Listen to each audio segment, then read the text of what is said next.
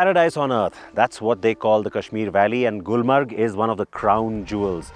I feel so lucky, so blessed to be here, enjoying this fantastic mountain air, and doubly lucky and privileged to be able to do it in a car that's sustainable, that actually respects all this gorgeous natural beauty that surrounds us.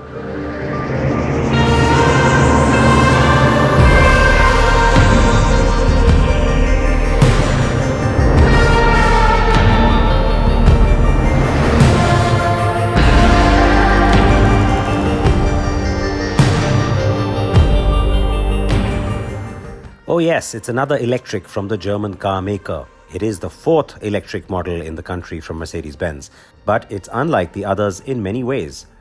The face very recognizable as an EQ family member. You got this black treatment, the big logo and the stars all around. That's something you saw with the EQS sedan, and of course on the EQS SUV as well, which we still haven't gotten in India. It just means that while it's very typical EQ, it's a little bit taller and makes it look more SUV-like. Signature DRLs and sporty bumper, very short overhangs, nice 20-inch two-tone alloys, and this is the part I really want to talk about. As you come around to the side of the car, you think, hey, it's not too big. It looks nice and compact. In fact, your mind starts telling you, is that even bigger than the EQC? It looks smaller. It isn't smaller, but yes, it looks like that. The good news, that means you think, hey, this is going to be nice and tight and sort of sporty on the road.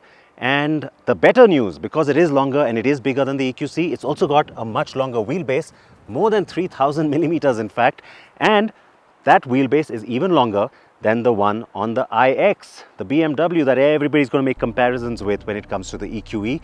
Overall though, the iX otherwise is a little bit bigger than this. It also means that there's plenty of room for the future, more capable second generation of the EQC SUV. And as I said, plenty of room in the EQE SUV as well.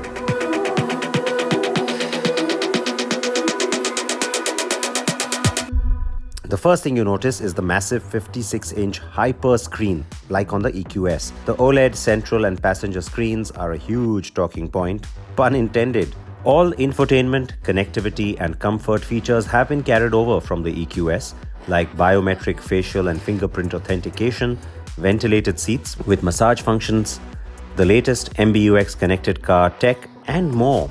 And this one also gets the additional function of the invisible bonnet. The EQE SUV is the first electric car from Mercedes-Benz with this feature that we've also now seen on the new GLC. The EQE SUV also gets a Burmester sound system and an inbuilt air purifier, both Mercedes staples. There's good roominess in the rear, and that massive sunroof adds to the sense of space in the car as well. But you don't get much in terms of features at the back, so it's not quite the chauffeur-driven ride, perhaps. You've got to drive this one, not be driven, and that totally works for me.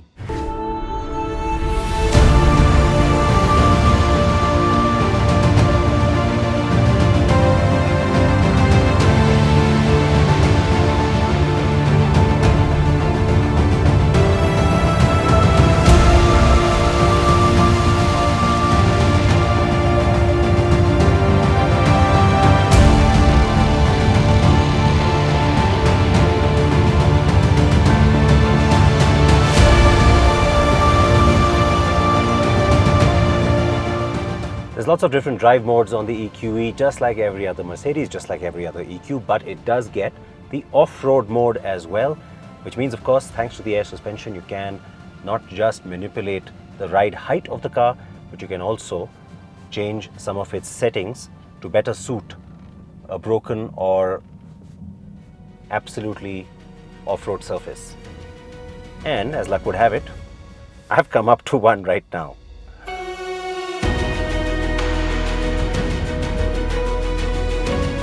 Let's navigate this a little slowly.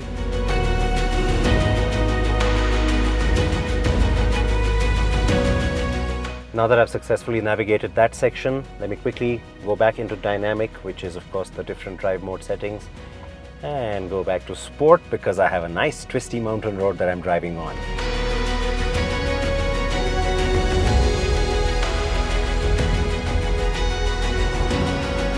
With a Mercedes, and especially with an EQ, our experience has been limited to the likes of the EQS SUV. I have driven that, the EQE sedan, and then of course the EQB. So you don't really expect sporty driving from any of them. To a large extent, they're not meant to do that. The good part with the EQE is it does it, and it does it well. The good news is on handling, the car really delivers, and delivers more than you'd expect.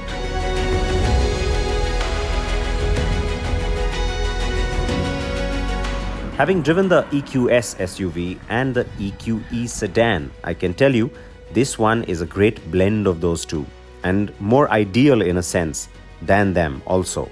The Airmatic suspension comes as standard on the EQE SUV, and that's great news. It also, like in the EQS, can remember the road conditions and adjust the suspension accordingly, but you need to set that up for it to work. 9 airbags and level 2 ADAS functionality are part of the package. The EQE SUV 500 even has a 5-star Euro NCAP crash test rating, so it's a tough nut and it's loaded with safety features.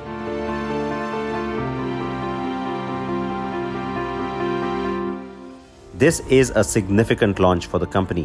While the car is pricey and it's not yet being built in India, in many ways it's still today's E-Class, the defining car for the brand. The EQE SUV will probably be assembled in India at a later stage though. Mercedes-Benz already has a strong order book for it, as a lot of owners would like to get one during the festive season.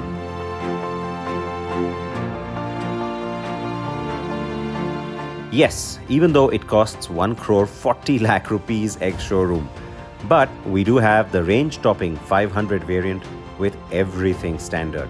And for what it's worth, it's being offered with good service packages, a 10-year battery warranty, and those service intervals are every 30,000 kilometers.